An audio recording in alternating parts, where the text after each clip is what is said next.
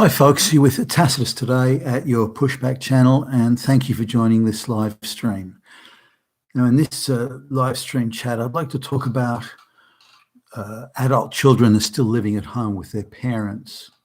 Now their parents may be in their 60s or late 60s, 70s even, and so on.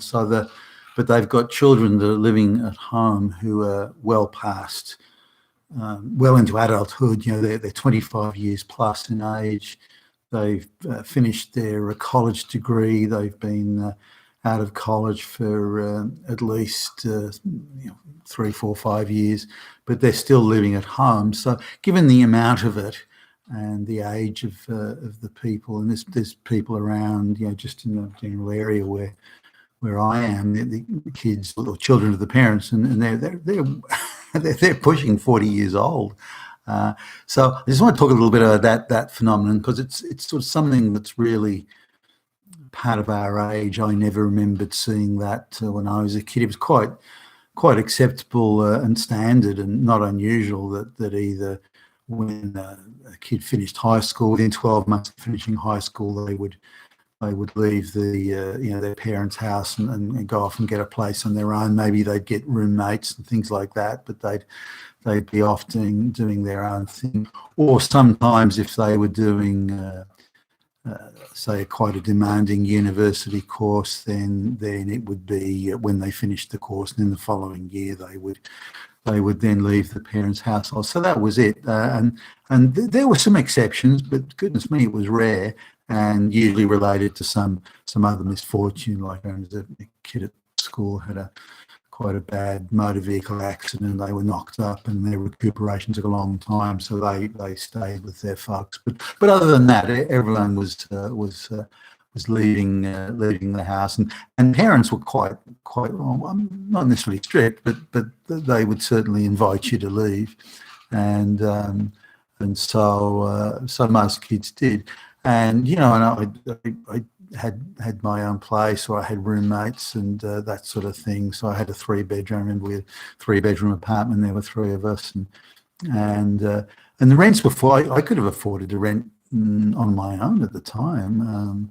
But I thought, well, no, why put all my money in the rent and have less money to save, or less money to spend on going out or something like that. So it was an economic decision on my part. But just looking at the kids, there are some essential differences between then and now. One thing I've noticed in the children that are at home, they have absolutely no ambition whatsoever. They have no ambition and no drive. There's no drive to succeed or to do well or to achieve or build or create. That just doesn't exist. They're happy to put their energy into going on a march for climate change, or to defeat the patriarchy and that sort of stuff, but there's no ambition to go out and work and do something. I guess in Australia at least, and there are different laws and different methods of handling student debt, but in Australia, if you earn below a certain level of debt, a certain income rather, then you don't have to make any repayments on your student loans.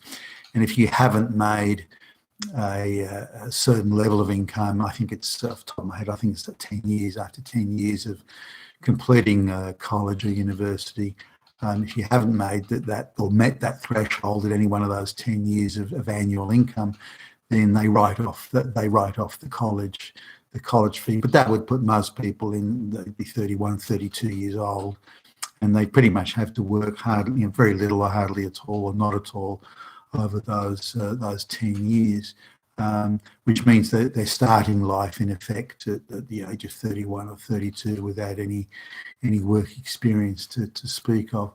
What a lot of these kids do, therefore, and as they become adults, they work for NGOs for some pittance, maybe just travel money to the place where they're having the having the march or the demonstration, or they get some pittance of a pay or nothing at all.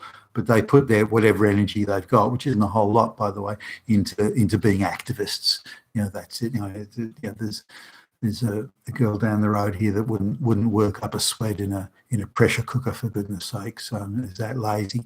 it does find the energy to go on climate change demonstrations and that sort of thing. So you get that. There's others that maybe work part-time in the local takeout chicken shop or something. Maybe they get a few hours on some of the busier days or nights or weekends that the shop's open. But really, that's all. And they just live with their parents. They eat.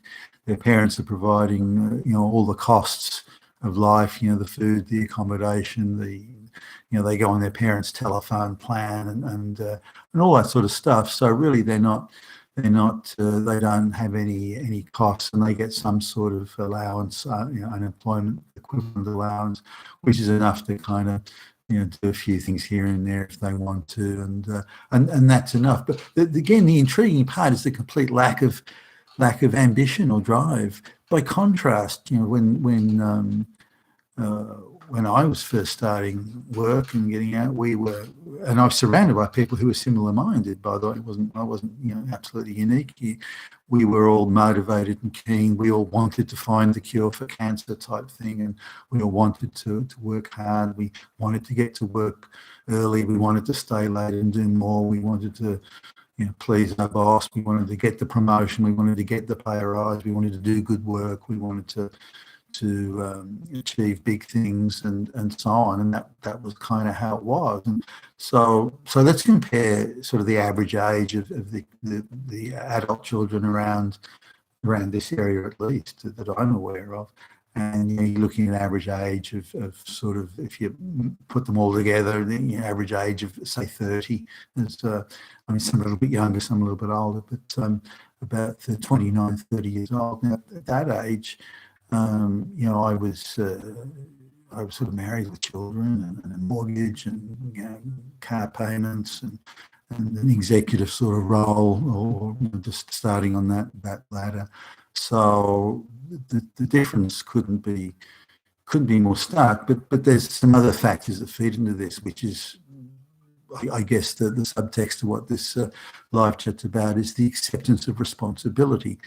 None of these adults have any concept of what responsibility is, or the need to be responsible, or to act responsibly, or to act sensibly, or to have understanding of consequences for actions and these sorts of things. Whereas when you've got responsibilities, whether it be an independent family or children, or in an executive role where you're having to make decisions that you'll be held accountable for, you have a completely different view. You tend to have a much measured view. Things have to be very practical. You have to look at it. Will this work?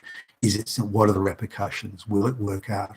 What will be the harm that will be caused by this? What will be the benefit that will be there if I do X or Y or Z or Z in American?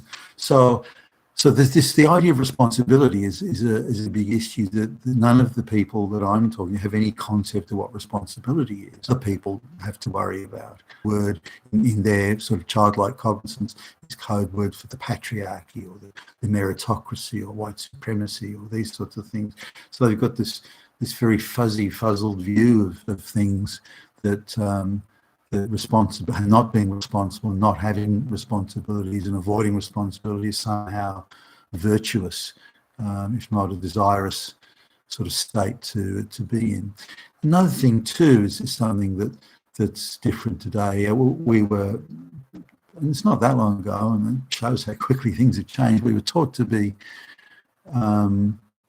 polite and respectful to people that were older than us. They'd lived longer, they had more life experience and so on. So we were taught to at least have some respect. That doesn't mean we always agreed with them, or we didn't think some of them were idiots, or saying, yeah, I was agreed with them, all of them were idiots, or saying, yeah, that still went on. But the default position was at least to have some sort of deferential respect for people that were older than you.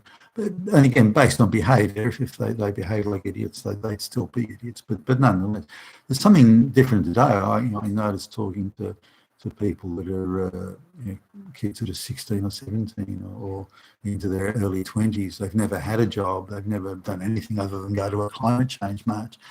And yet they have the view that they are my equal. They are equal to me in every way. They talk to me as if I'm an equal. They talk to me as if I'm, walking shoulder to shoulder, that exactly there's no distinction between someone who's their age and they're doing what they're doing, their level of expertise or knowledge or life experience or whatever.